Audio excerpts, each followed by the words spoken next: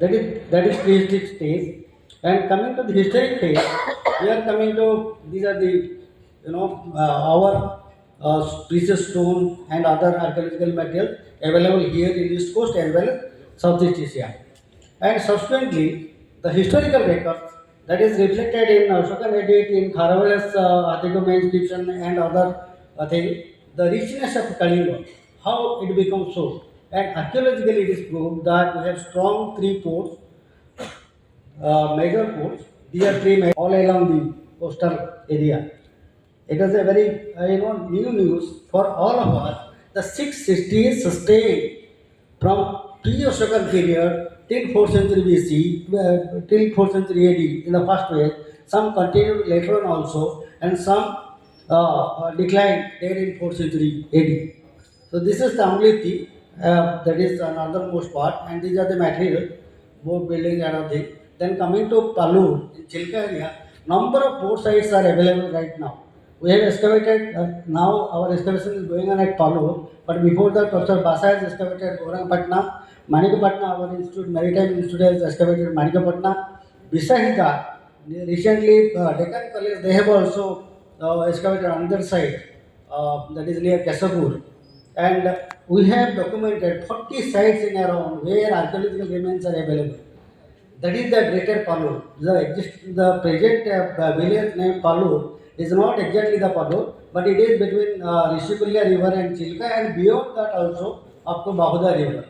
The whole of area having archaeological remains along with urban sites like Somapa, Jogod.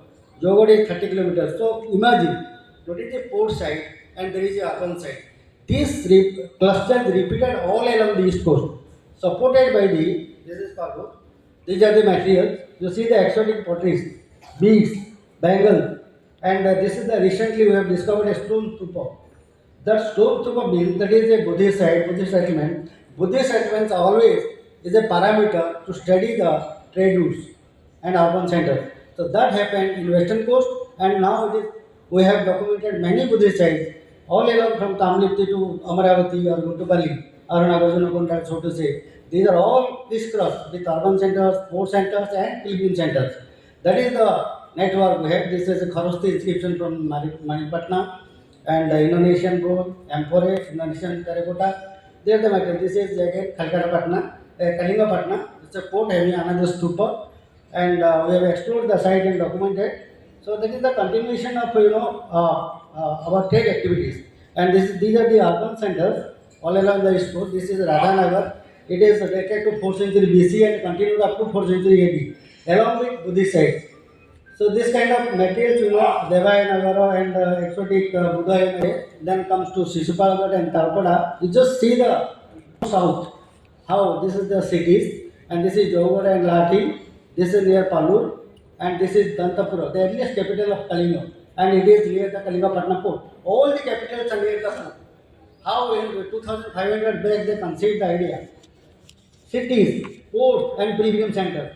That mechanism is repeated again and again, early medieval period, and modern period too.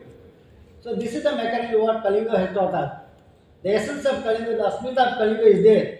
You have to study and popularize whole of the world this thing.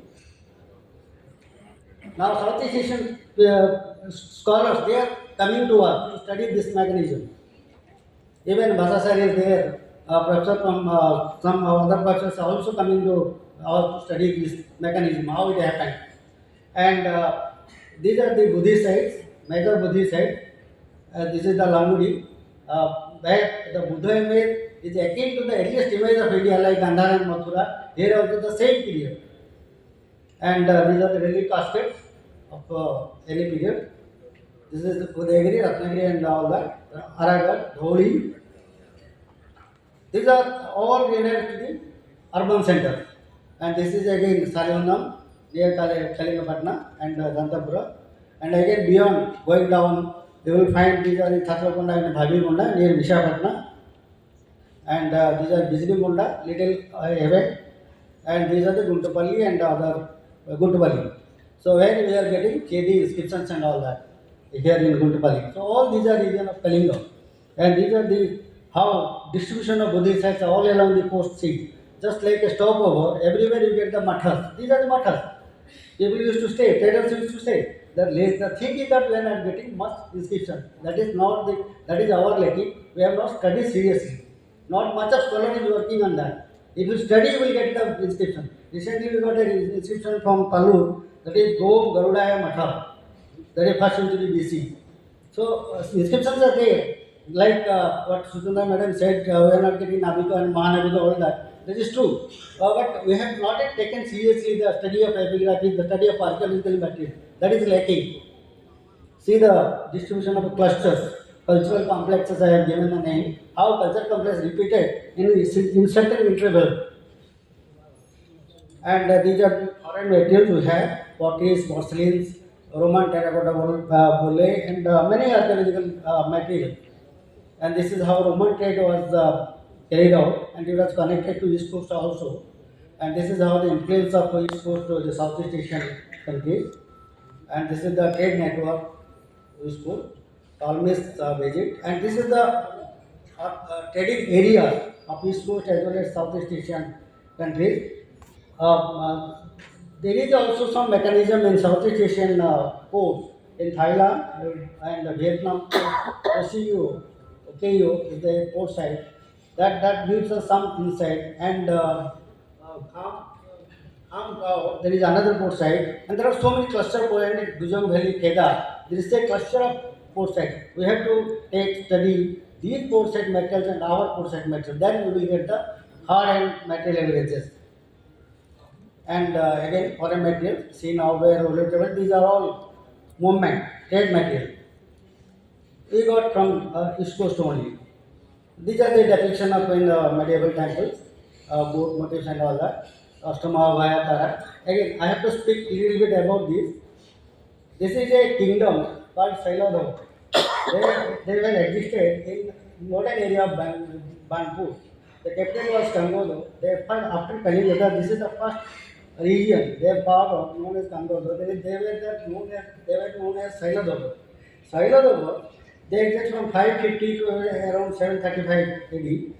After that, there is no trace of that, no trace of the dynasty. It is said, many scholars they have said they are the Salendra of Indonesia and all. But we need more much study. Study has not yet taken up, but archaeological materials are just scattered around. There are 92 around 90 bronzes are there. That we have to take up study in comparison with the Indonesian bronzes. Port sites are there, palace sites are there, cyber sites are there. Many things are there in around Chilka. This is the area that we have to take up for study to understand Kalinga and its maritime trade. And these are the material. There is a long inscription here. It images the king of Sailadava, and the same kind of inscription available in Indonesia also. Of course, there are Srivijaya empires. There are so many things there, but we have to take up study, serious study on that. And of course, how Buddhism contributed to maritime trade and port side, and it gives us a glimpses of a trade route that we have nomenclature is Purbiya Patha, like Dakshina Patha and Uttara Patha, like Purba Sagar and Purbiya Daso have given a nomenclature that is Purbiya Patha. This is a forum that I want to say this thing, how it is linked, because it was linked with Buddhist sites, it's linked with urban sites, linked with port sites. What else we need? And this is how it was connected to whole of hinterland of India and in coastal area from north to south, and how it was binding whole of India. This is the essence of Kalinga. We have to make it more study. We have to focus more study on that. And this is how it was linked with Southeast Asia and as well as Central Asia. This is how it is linked to maritime Silk Route. And these are the modern ports that we have taken study on that, how it is connected to the ports of Southeast Asia. And this is the route, here route, moment. Trade route, and it is how Buddhism is migrated there, and Louis Vuitton and all that. This is a traditional, everything is there, and this is the recent shipwreck in Puri beach. This is all today.